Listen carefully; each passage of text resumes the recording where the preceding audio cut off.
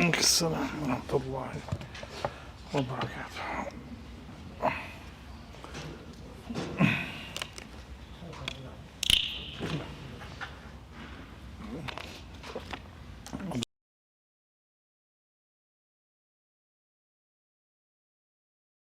Nice salam, mashallah. I like it. SubhanAllah.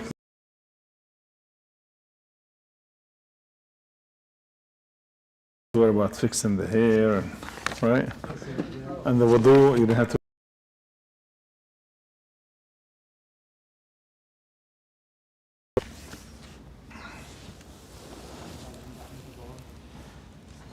But it's coming soon.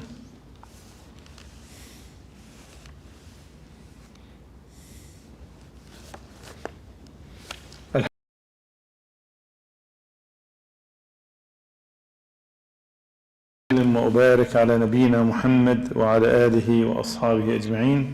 We're still in the book حلية طالب العلم, the etiquettes of student of knowledge. False hope or false hopes.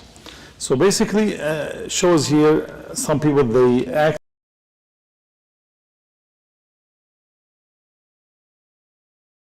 For example, they know a little bit of the knowledge, then they act.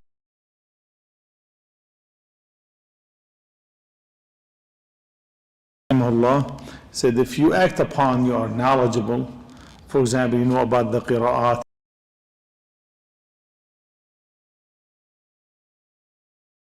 when they're going to come, you're going to put them in like an awkward position. Put yourself in the real or the right place, which is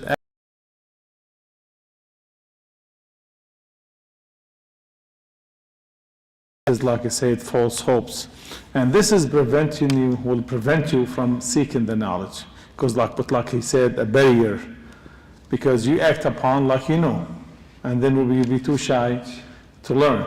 So this is something he said, they said false hopes. Just focus on what you know, this will be sufficient. And he mentioned here, he said the one important thing, he said becoming manifest before becoming qualified. Becoming manifest before you becoming qualified. So the thing is here, especially nowadays, you see a lot of guys, subhanAllah, they make YouTubes like a minute, those shorts. And they see like there's a lot of view in it. A lot of views, 1,000, 10,000, 100,000, and so on. And people benefit out of it.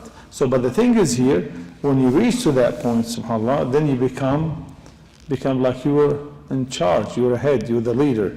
And the thing is here, the step with the Ahl al-Ilm, they said, تَعَلَّمُوا قَبْلَ أَن تُسَوَّدُوا. Learn before you take the lead, before you become a leader. So here, because the shorts you got, what they call it, get it from here and there, you become like famous or something, doesn't mean you are the knowledgeable one. So the thing is, make sure, just learn before you start posting things. Learn before you start posting things. And when you post things, make sure those are needed. So he said, beware, basically, beware of becoming manifest before you becoming qualified. And do not ask to lead unless people they make you lead. Do not ask to be the leader unless people ask you to. If there's a need for example, say, give a dars, give a lecture, give us a reminder, please do so. But do not jump to it, especially when you're in a place is not your place. If you're the imam or something, or the teacher, or this is the manager, you must give in this, it's fine, but you become like just jump to it, put yourself in a position it's not yours. Even if you know, do not jump to it before you learn, and before offer what you know to the people of knowledge. So double check, subhanAllah, before you are spreading the wrong knowledge. And always wait. Maturity is important. The Prophet Allah subhanahu wa ta'ala never, or the Prophet's age usually average when they reach 40. Prophet sallallahu alaihi wasallam, he was called the Sadiq al-Amin, the most truthful, the most trustworthy, before Islam, before he became Muslim. before he Muslim. And he was really trusted. And you know the story when they want to move the black stone. He the one who suggested, otherwise we're going to be a fight in Quraysh. Huge thing, huge argument. So he has a lot of wisdom. Still, Allah subhanahu wa ta'ala sent him to be prophet when he was 40. When you're at that age, subhanAllah, you have the strength and you have the wisdom at the same time. Strength and wisdom. Even a lot of countries, like I think some countries, you have to reach 40 before you are able to run for presidency. So this is the age. So definitely, they said, تَفَقَّهُ قَبْلَ أَن تُسَوَّدُوا. There's one beautiful, this of course, تَفَقَّهُ, learn before you become the leader, right? Before you become in charge. And they said, تَسَوَّدُوا. They said, learn before tasawwud. There's another meaning to it, before you get married. Learn, because when you get married, you become busy. Tasawwud means usually this word, the Arabic word, tasawwud, before you become a leader. So learn before you become, and there's another meaning to it, beautiful meaning to it, said before you get married, because definitely when you get married, you become busy. There's a lot of responsibility and duties and children and other different way of life, social life and so on, will become totally different. You're going to visit your in-laws, your father-in-law, mother-in-laws, and you're going to visit your brother-in-law, her friends, and so on. Become like so much social duties. And the other thing the Shaykh rahimahullah said, there's like a disease, he said, rahimahullah, they said deterioration of manner of knowledge. Meaning they said, basically you're showing off with the knowledge you have. And here, subhanAllah, this has happened. Some people, he said, beware, because don't do that, he said. He said, some people, they study one thing. Let's say, for example, ayah. They read the tafsir for the ayah and every single tafsir in the book. They read Qurtubi, Tabari, Ibn Kathir, As-Sa'di, Ibn Uthaymeen, Zamakhshari, every Mufassiri there is, right? If you're like 10 tafsir or more. And then they asked the Shaykh or the Imam or the scholar, said, what do you think about this? Of course, the Shaykh, he would remember tafsir or two or something, because he has so many, he studies so many things, and you only study this thing. Probably would be more knowledgeable than the scholar with this thing. So he told him, but this is not what Rasulullah said. When you answer, he said, okay. So he tried to put the Imam or the scholar in a position in a way like he said, look, he doesn't know. So they said this is something called at-tanammur bil-ilm, like basically showing off with the knowledge. So this definitely is not, this is low, they call it very low way to fall into. As a student of knowledge, never fall into this. You can, discuss it with the scholars. What do you think of this? Can you add his opinion to the opinions you know, rather than sit there, make him look bad, or put him in an awkward position. This is something we need to understand, never to fall into this, subhanAllah. And he said here, said, do not write something, another thing, do not write something useless. If something as you put in ink in a paper, just make the white paper black, dark. Just write nothing, just meaningless. Make sure before you write anything or you involve yourself in something, before you involve yourself in writing and put yourself in that position, make sure study the thing over and over. Offer to the people of knowledge. Ask them this will benefit the people or not. Or there's a lot of people have done the same thing and they did better job. So make sure not to just make it like scratch on the paper with something meaningless, useless, and so on. Make sure whatever you do will benefit the people and will add to the knowledge the people has.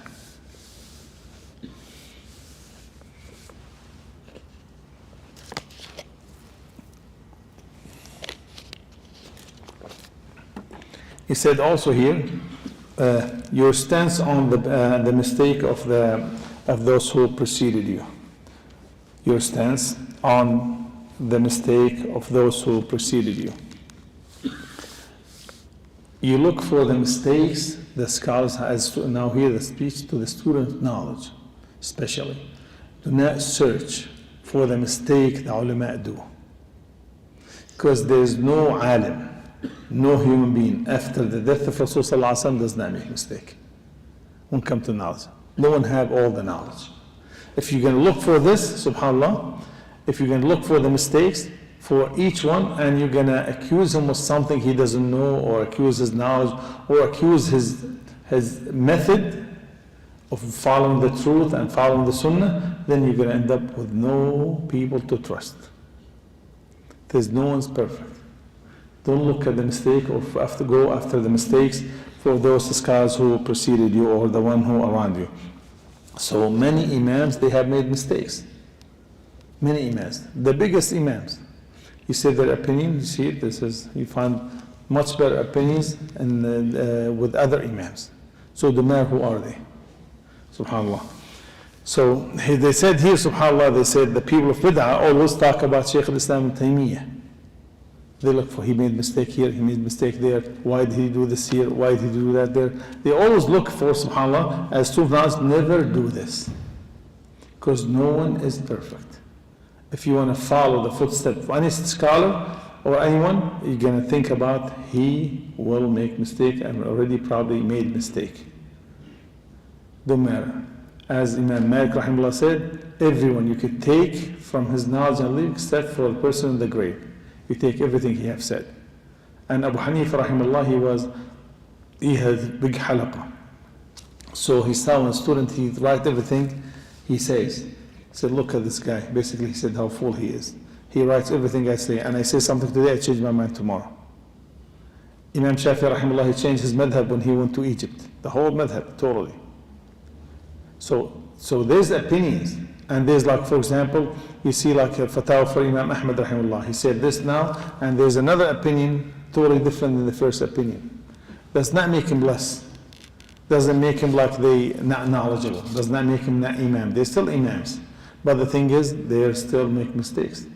No one. And there are four imams, subhanAllah, famous Imam Hanifa and Malik and Shafi and Ahmad, they said a beautiful statement. They said, if my statement different than the hadith or contradict the hadith, throw my statement away or my opinion away, and my madhab is the hadith. For those who follow the madhab blindly. So two things, the imams make mistakes. Second thing, when they make mistakes, doesn't make him less of an imam. They're still imams and have a lot of knowledge and benefited the humanity so much. And the other thing, do not follow any madhab blindly. Because the goal of any madhab is to follow the sunnah of our Prophet sallallahu alaihi wasallam.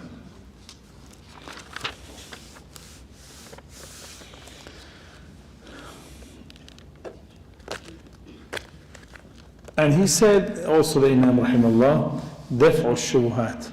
Stay away from people who put doubts in your head.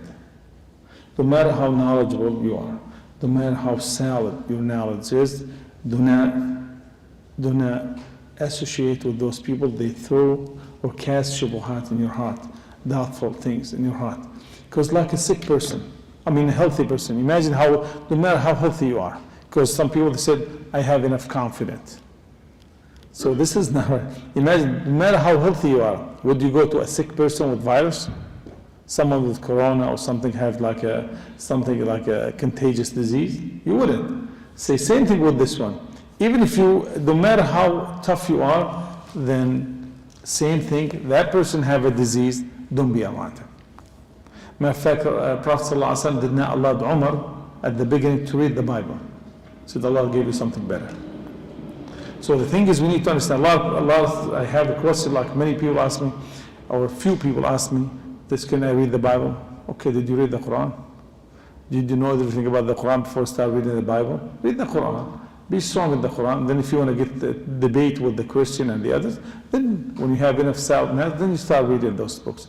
But you have to have enough knowledge before you go there. As a matter of fact, you should not be going there, especially for student knowledge. Like for example, a person will mention Sahih Bukhari, said, oh, there's some hadith in Bukhari, it's not right. And you know he's been saying that. And you do not have enough knowledge to defend it. And immediately as a Sunni person, right, immediately going to defend Bukhari. Said, no way, Bukhari, the most authentic book after the book of Allah subhanahu wa ta'ala. This is our aqidah as people of Sunnah. But you need to have analysis of what about this hadith? And this hadith, there's question marks about it, no doubt. Then he tell you, then you think about it. Say, no, all right. Then he get you another hadith. There's a few hadith right in there. People have a question mark about it.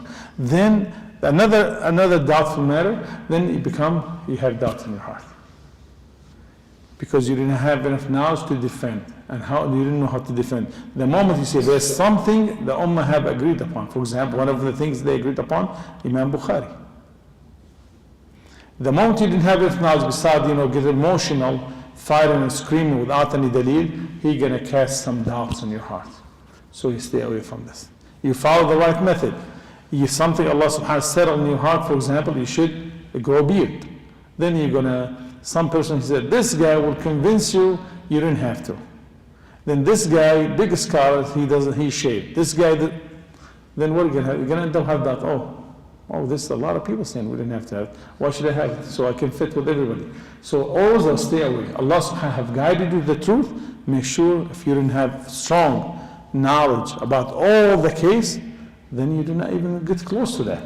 And if you need to make sure you're going there for your trip to benefit, you're not going there just to argue or to prove your point, to benefit him and benefit the others. So definitely we need to make sure staying away from those viruses. And he said, do not make your heart as a sponge. He said, absorb anything comes across. Don't make your heart as a sponge. Absorb everything comes across. So definitely this is, we need to be careful. He said, subhanAllah, this guy, one of our shuyukh, besides outside the book, he said, imagine you passing by and there's a dog, barking dog. What would you do?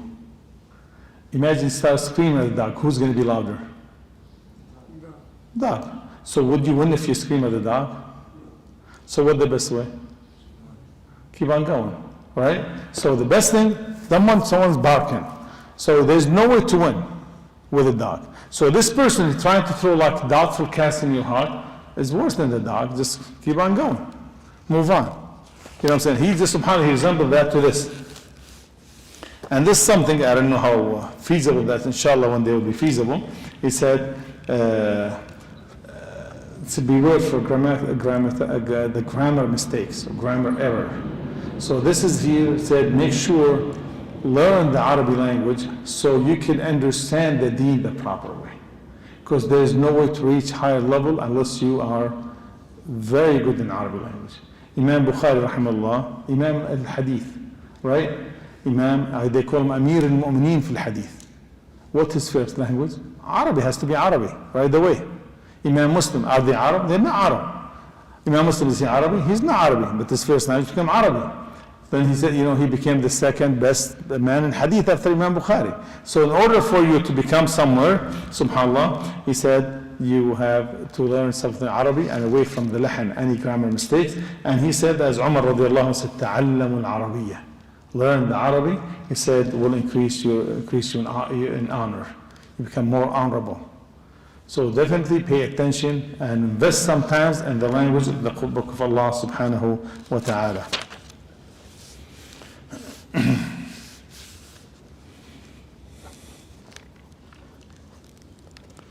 And also he said, as student of knowledge, be careful of the lying being spread around.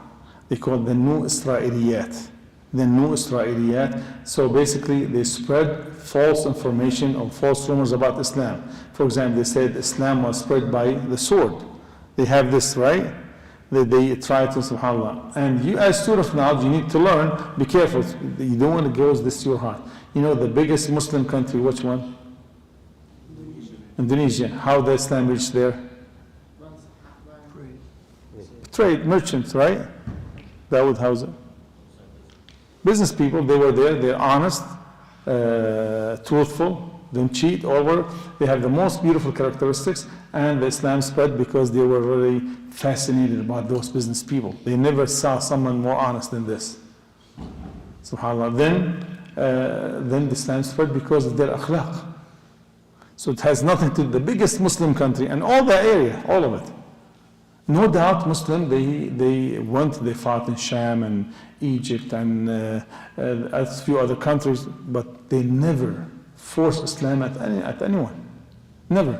And the proof that there's a Christian in Egypt, there's a Christian in Syria, there's a Christian in Palestine, there's a Christian in Jordan, there's a Christian in Lebanon, there's a Christian in Iraq, and there's Jews in Morocco, there's Jews in Tunisia, there's Jews in Egypt, there's Jews in Syria, there was in Palestine, there's Jews in Iraq. So they practice their deen. So Islam never was spread by force.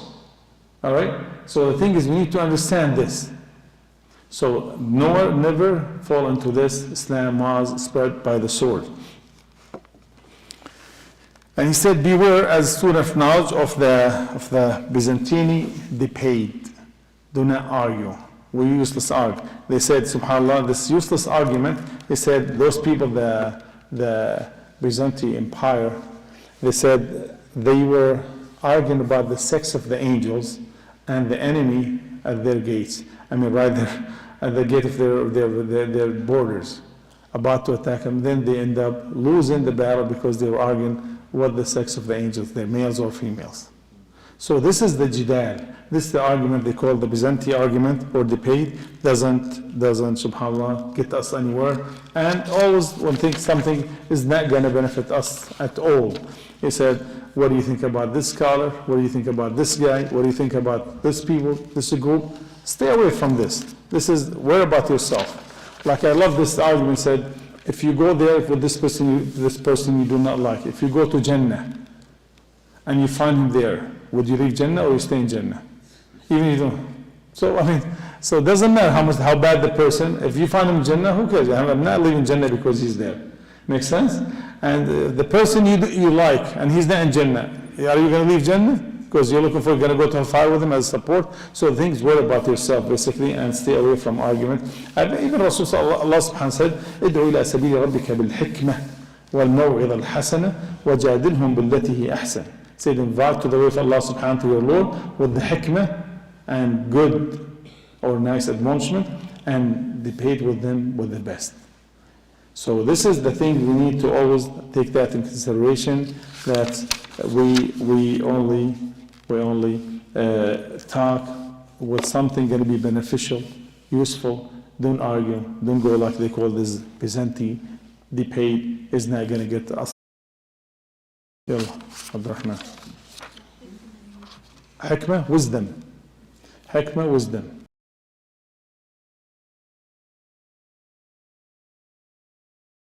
Said, invite to the way of Allah with the hikmah.